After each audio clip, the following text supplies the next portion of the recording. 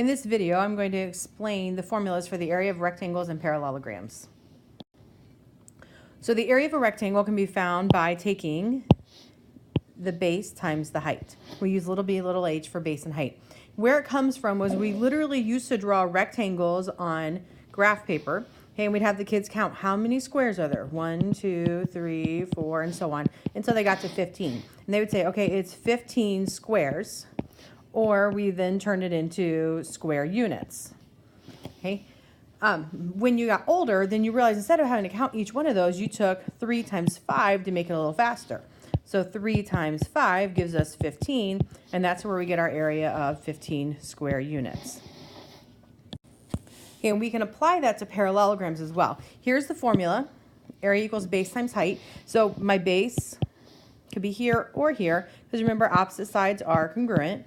My height is the altitude. It's what defines the height of the parallelogram. We don't need to know this side. We're really looking for the two sides that are perpendicular. Okay, so next I'm going to explain where that formula comes from and why it still works.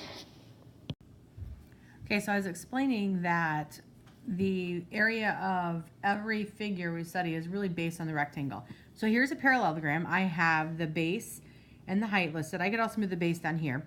But here's what I want you to notice. If I were to cut on the altitude there that defines the height and move that here, what I then have is the rectangle. So that is why the formula base times height will work for a parallelogram as well as a rectangle.